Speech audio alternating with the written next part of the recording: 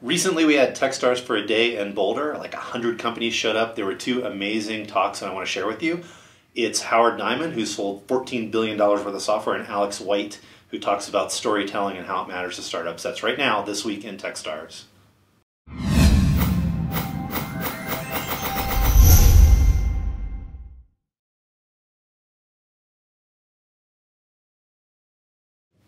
Hey, what's up everybody? Welcome to another episode of This Week in TechStars. We have a great show. Claire is with us, as always, in the studio. Yep. We recently had TechStars for a day. We did. So we're going to have Howard Diamond, who does an awesome talk about mentors and how to engage with them and get the most out of them. Mm-hmm. And he's a great mentor for the Boulder program. The dude has sold $14 billion in software, so I think he knows some stuff. And his last name is Diamond. Yeah, what more could you want from a mentor? We also got Alex White, who's one of the founders of Next Big Sound, talking about storytelling. So we're going to bring all that to you from the recent TechStars for a day. But first, as always, let's get to the news around the TechStars world, sponsored by SendGrid. Sure. Thank you to SendGrid. Should we play the acronym game? Yeah. So is a good start. S. I think maybe stupid email not delivering. Get rid of your problem with SendGrid. SendGrid. Helps you send email and shit. I like it. That's probably what it stands for. So the news, 25 hot startups to watch. Yeah, Business Insider listed Contently, which is TechStars of New York last year company, and Wander, who's currently in the TechStars program. Shh, don't tell anyone about Wander. They're public though. Top secret. Wander. Wander is in the program right now. Yeah. I guess we can admit now. Mm-hmm. Very excited about them. We are not supposed to talk about what they're doing that much, so we'll let them do the talking, but that was cool to see. You know, obviously focused on New York, the 25 hot startups there. Mm-hmm. I'm kind of surprised we only got 2 of them, but whatevs. We love Business Insider. And not all who wander are lost. That is true. Down at South by, I promise not to talk about South by much. Only 14 more times. Yeah. You're over the SARS, by the way? I'm over it. I know so many people. Jason Mendelson, I was hanging out with him last night. He's also just getting over that and still has the cough. And I don't know. Petri dish of entrepreneurs. Totally. Anyway, Distill, who's currently in TechStars Cloud, they do content protection. They do. So don't let your content get ripped off. Distill basically stops people from stealing it. Distill it. It. Mm-hmm.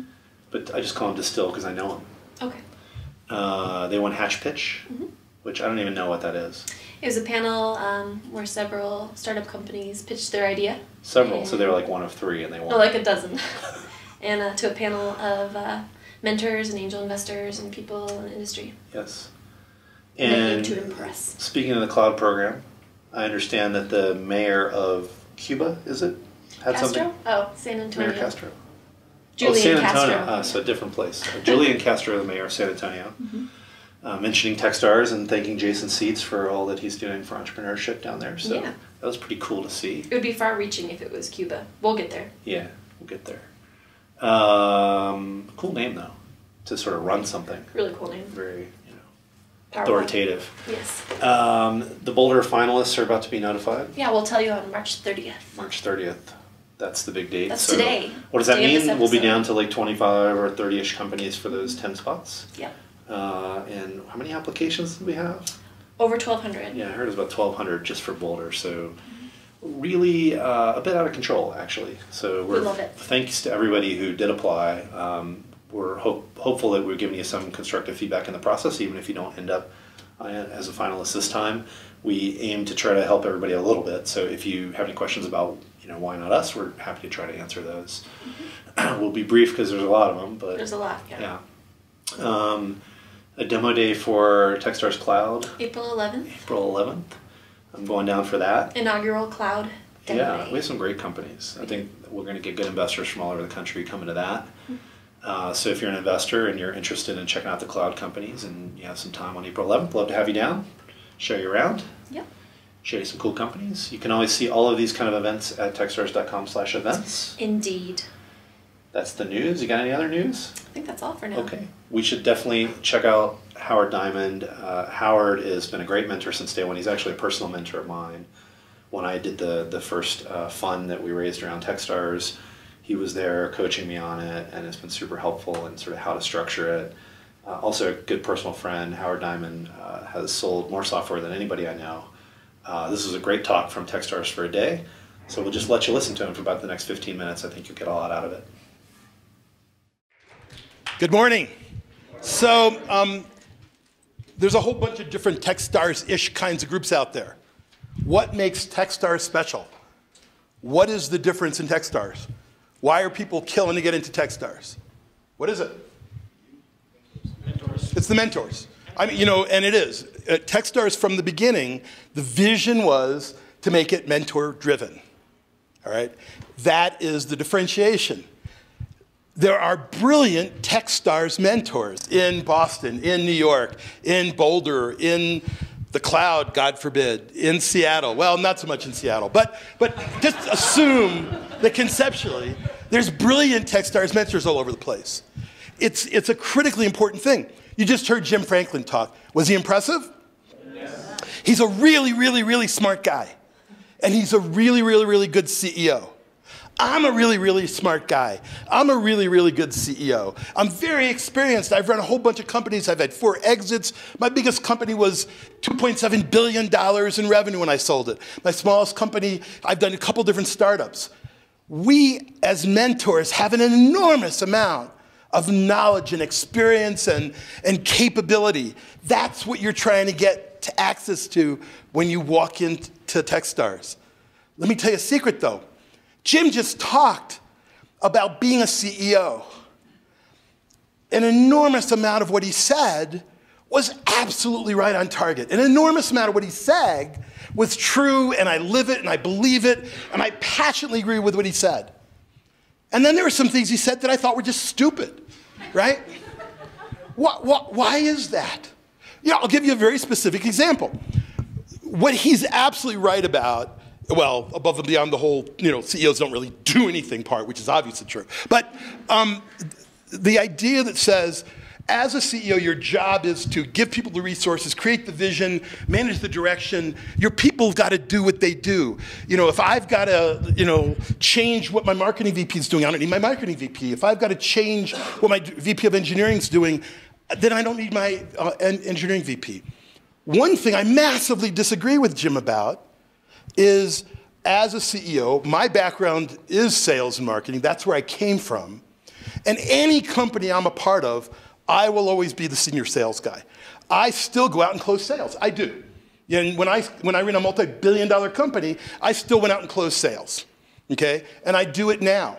Not instead of my VP of sales, not instead of my salespeople, in teaming with them, but I'm a great fucking sales guy. Why wouldn't we take advantage of that in my company? So I totally disagree with Jim about that. What does that mean? What does that mean? Understand something. You want to know how smart Jim is? You want to know how smart I am? Jim, how often are you right? I don't know. Okay, so I would argue that I am really great at what I do. All right? And Nicole and I have talked about this.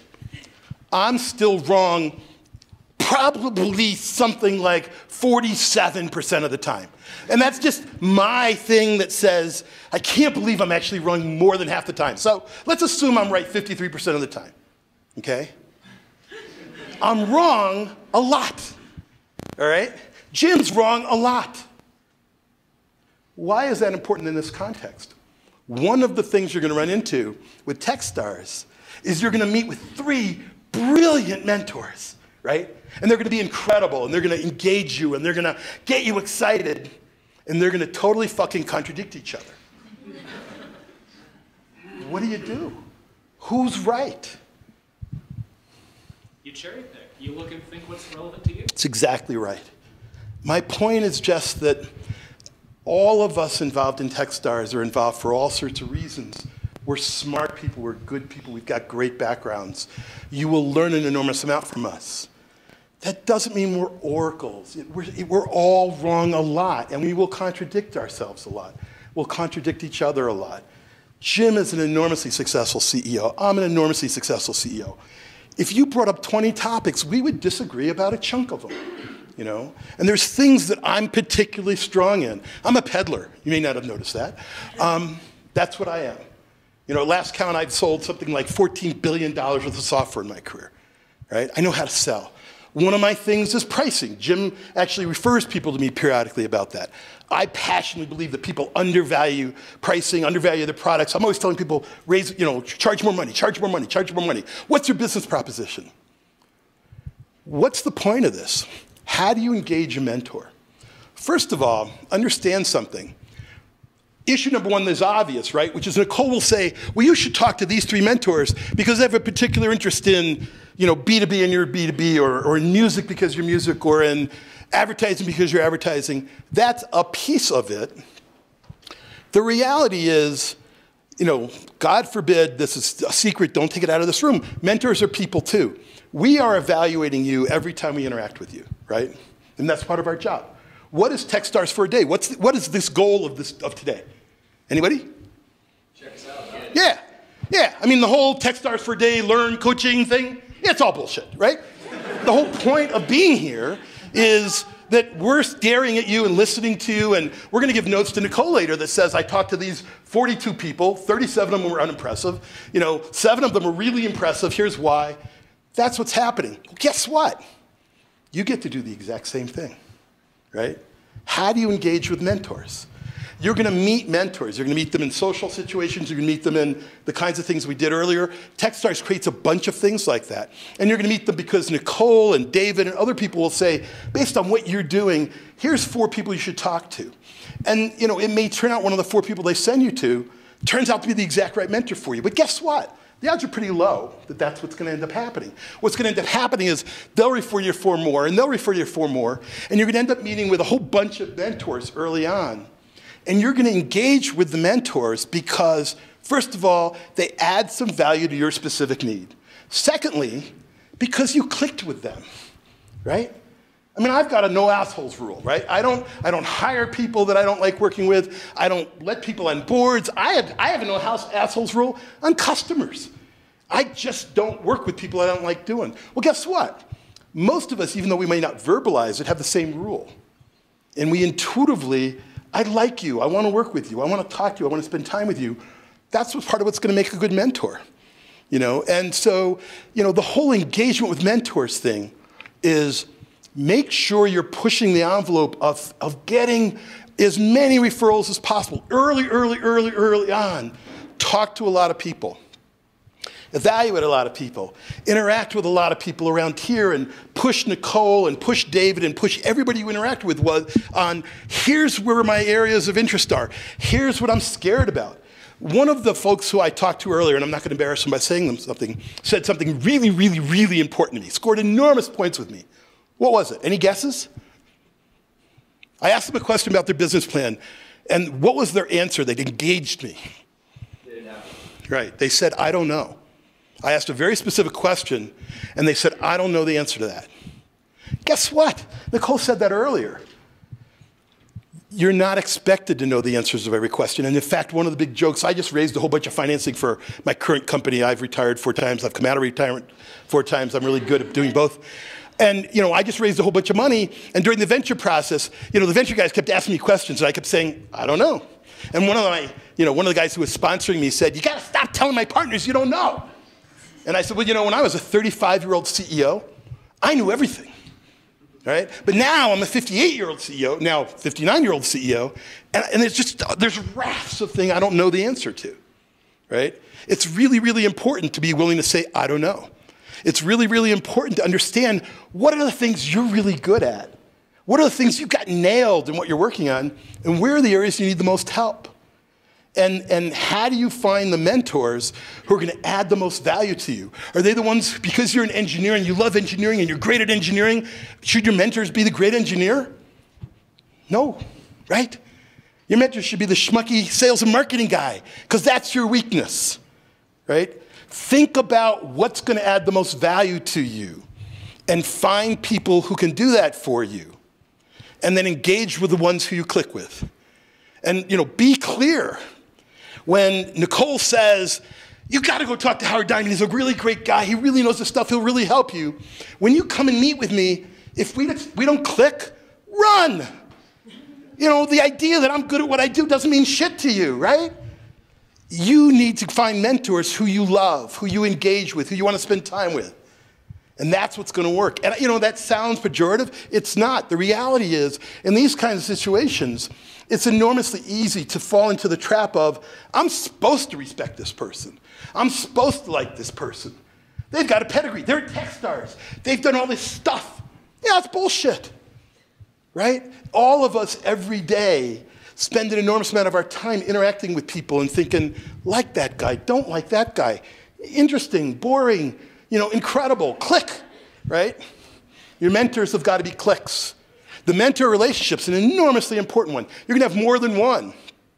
But the idea is find people that add value to what you're doing, find people that shore up your weaknesses, and find people you click with. And if that means you've got to talk to 20 people, don't worry about it, right? That's part of the idea. That's part of the process. That's why we're all here. Does that make sense? Understand something. I've been doing this kind of stuff for a long time. I've had a whole bunch of companies. I've had a whole bunch of success and some failure, like virtually every one of us out there has. This program, as good as you've heard it is, I'll tell you a secret. It's actually better. TechStars is fucking great. It is. If you get into TechStars, it'll be an incredibly important experience. And by the way, one of the reasons why most of us sort of semi-ignore your business plan, we want you to describe what you're doing. It's really important, as Nicole said, you got your elevator pitch down, because it's part of how we're evaluating you and get a sense for you and hearing you and listening to you. Some of the best TechStars success stories are companies who totally pivoted during the process, right? That's not important. What makes the decision of, a couple different people asked me, how do you get into TechStars, right? What's the thing? Is it the idea? Yeah, the idea of being interesting is important. It is. Not to me, but to Nicole, and she's the boss, so it doesn't matter what I think. The most important thing is you guys as people, that you're interesting, that you're creative, that you're people, A, we want to work with, and B, we think there's something special about you, so that when you realize that some good chunk of what you're doing is actually stupid, and we joke about the fact, but it's one of the speakers today, I won't mention his name, Alex, but at the very, very, very first meeting with him, at the very first social thing, a whole bunch of us reacted to the fact that he was a brilliant guy, really charismatic, great person, and his idea was like stupid, right? And we actually told him that, and he stayed, and he thrived, and he did an incredible job of pivoting, and he's one of the success stories now, okay? So, the mentor relationship's a really, really careful one. The good mentor is going to tell you things you don't want to hear. The good mentor is going to help you figure out what are some of the real challenges. The good mentor is going to be somebody, and again, you need a breadth of mentors because we'll all contradict each other. The good mentor and the good mentor relationship is one where you can say what's really in your head. What did I just say? We as people spend an enormous amount of time filtering. We do. We want to be impressive. We want to sound smart. We want to sound on top of things. Be clear. The mentor relationship works when you can push that down a bit. When you can say, here's what I'm scared about. Here's what I don't understand. David pitched something in a meeting yesterday. I had no clue what he was talking about. Nicole pushed me on something. I don't know the answer to it. Your ability to have mentors who you can be that candid with, be that open with, be that engaged with, is critical to your success. And the best mentors are the ones who will adapt to that really well. Make sense? Questions? Yeah. Oh, wait a minute. You keep asking questions. Okay, go ahead. As a mentor, No, I decided not. Come on, Keith. Spit it out. As a mentor, what is the biggest red flag that you see in an entrepreneur, if you don't mind my asking? I think it's all the same stuff that we've been talking about. When somebody's, Nicole said it, it resonates with all of us. We want you to be confident. We know you're smart. People who don't know what they don't know are the most dangerous people in the world. You've got to understand you don't have all the answers. And, the ones who come across convinced that, they already have their successful business case and they're going to go through TechStars, get to the investor day, and then get all sorts of investment. The people who have the most success change a lot during TechStars, learn a lot during TechStars. So the biggest red flag for us are people who don't seem like they're open to really listening to other people. Yeah, back there, all the way in the back, yeah. So you mentioned Alex White. I guess you didn't mention Alex's two other co-founders that were with them. I'm just curious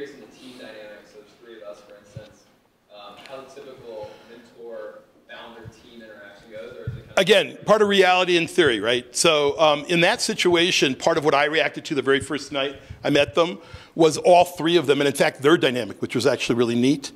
But being very honest with you, there's TechStars groups of 1, there's TechStars groups of 2, 5, 7. 1 is unusual, tends to not be something we like, but it's happened. And so I would argue that most of the mentor relationships are triggered by a one-on-one relationship, even though the group is important. One of the groups that I engaged with earlier on was a group called Foodsy that I was a lead mentor for.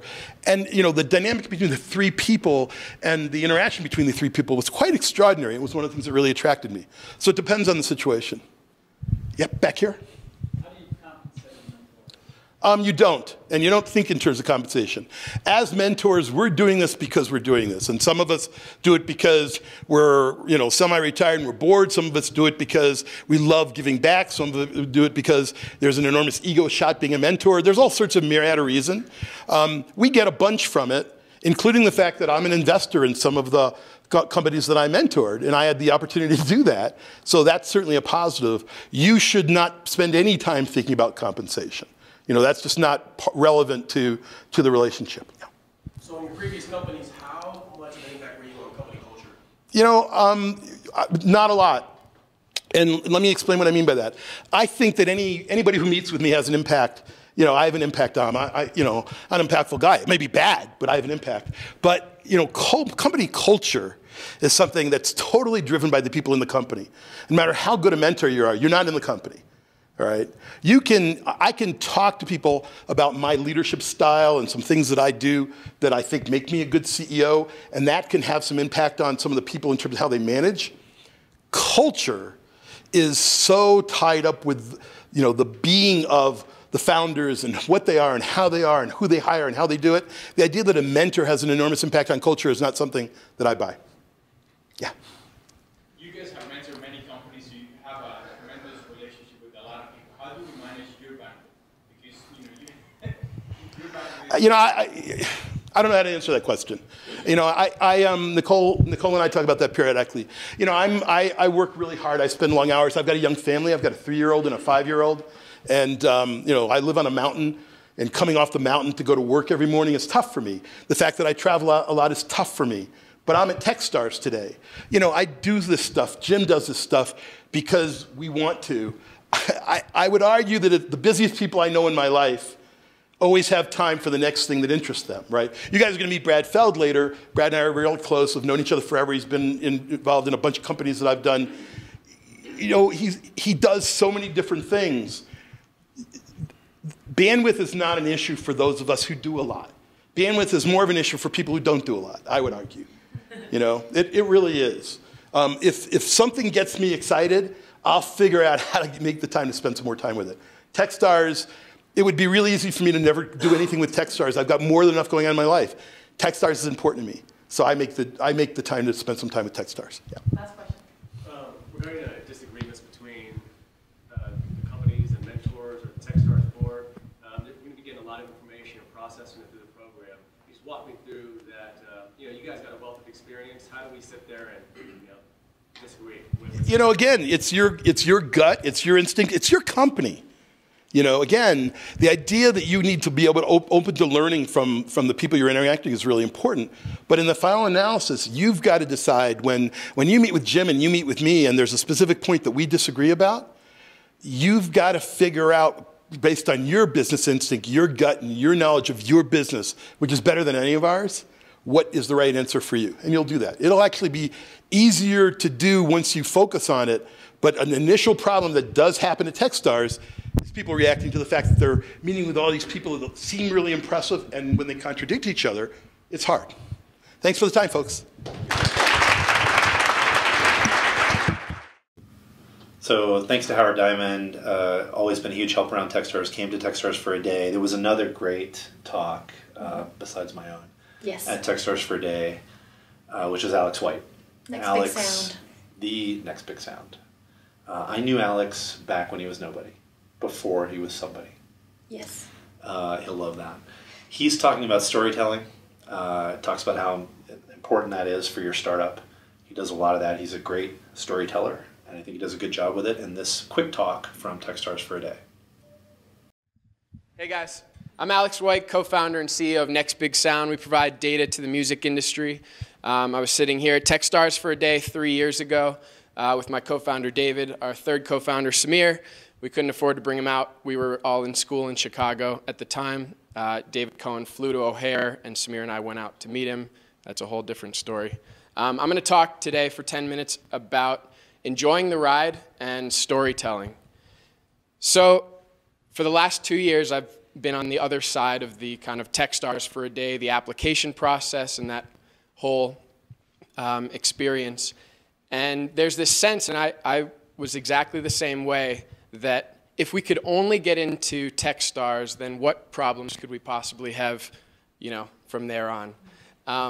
And going through it myself and then watching lots of other companies that I kind of helped and worked with during the application process and getting in and going through, it's not something that's not a feeling that ever really ends in the startup journey, because as soon as you get accepted into TechStars, there's 10 other companies that are further along than you, with more traction, more customers. We came in, and Howard alluded to our switch on day one. That's another story as well. But, we were in the same class as SendGrid, who already had, paying customers, that first day. And I'm standing up presenting right after Isaac, who's telling all the great things about their company. And I'm stumbling through, the nothing that we were working on at the time. But I impressively stumbled through nothing. And so as soon as you get into TechStars, then it's, all right, well, I need to have the best pitch on Investor Day. If I can only have the best pitch, then it'll be smooth sailing from then on. And if I can only close my series, my seed round, it'll be great, because then I can hire this other engineer, I can pay ourselves livable salaries, da-da-da-da-da. If I could only raise a Series A, then what problems could I possibly have? And we're human, so everyone just continues to do this.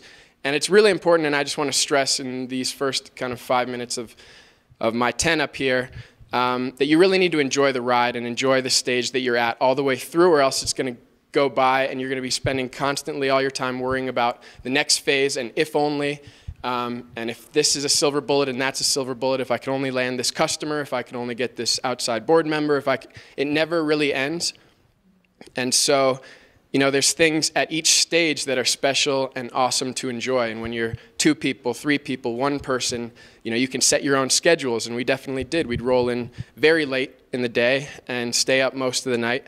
And, we can't really do that anymore. We're 13 people. We just raised a $6.5 million Series A from Foundry and IA Ventures. And there's lots of things that we can do now that we couldn't do before, but on the reverse, there's things that we can't do anymore that we used to do when we were 3 people, 4 people, and just getting started and getting off the ground.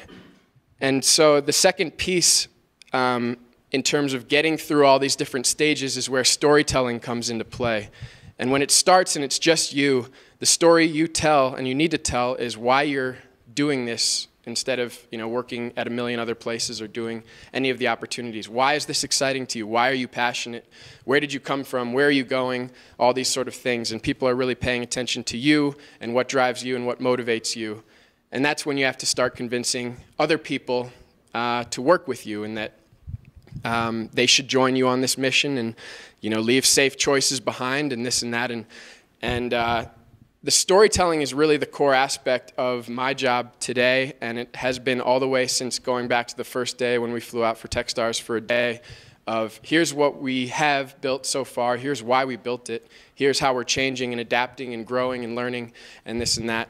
And all the stuff that you hear about customer development and talking on the phone to 1,000 customers, it's all to improve the story that you tell to yourself and to your team and to your co-founders and to your investors.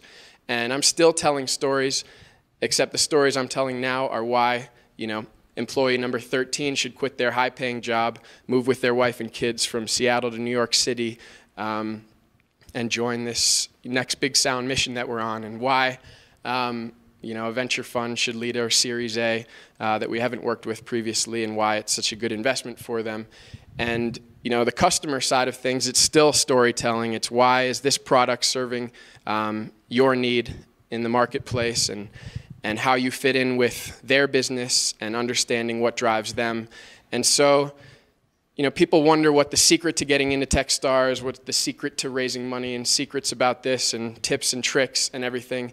And it's really just, in my mind, it's always been about telling that compelling story and supporting it through anecdotes and interviews and paying customers and, you know, interested customers. And the story that you tell investors should be the same. I mean, you guys should all have the same questions that TechStars has around, is this a viable business? Is this exciting? Is this worth, you know, not only your time, but, you know, other people's time, like your co-founders, other people's time, like interns you bring on and other help. And everyone has lots of choices. You're all in this room because you're super smart and ambitious and aggressive. And it's, you know, the information that a venture capitalist wants to see, or an angel investor or a mentor, is that you can, you know, take lots of data from lots of different places, customers, employees, what you feel, what you think, what you believe, where the market's going, and assimilate that all into a cohesive story that makes sense to them. And that process starts with you and your co-founders, and then slowly as you build the team and build your support network of mentors around you, and ultimately your investors, your customers, and beyond. And it's just about enjoying the ride the entire way through, because that's what it's all about.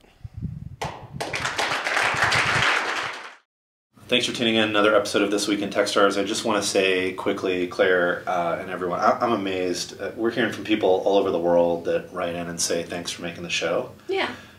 It would not be as cool to make this show if nobody watched it, frankly. It would not. So we really appreciate you watching. I really appreciate your feedback. It gives us some street cred. It does. It's why we do this, and we're happy that it helps in some small way. So check out SendGrid. Don't forget these guys. Never. They are awesome. So thanks to everybody who's watching. I want to make sure you're all spreading the word about the show. And until next time, just a big hug from all of us at TechStars to you. I can't quite get my arm around you there. Thanks for watching.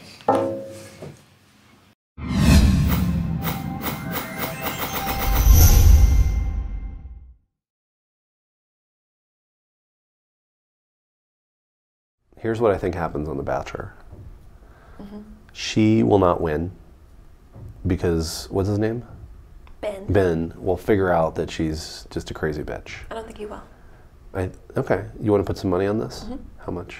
$100. Okay. Now my bet is only that she does not win, because that's a like a double bet thing.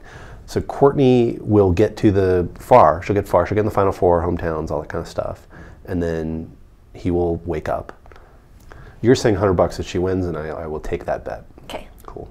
Good to know. So who won The Bachelor? Courtney. How did that feel? I lost $100 on that, but I think you deserved it. It was your idea. I know. I didn't know that I made that bet, and you rolled back the clip for me. Yep. What'd you do with the money? I put it towards my student loan. Dude, you should have gone for like sushi or something. Do you like sushi? I do.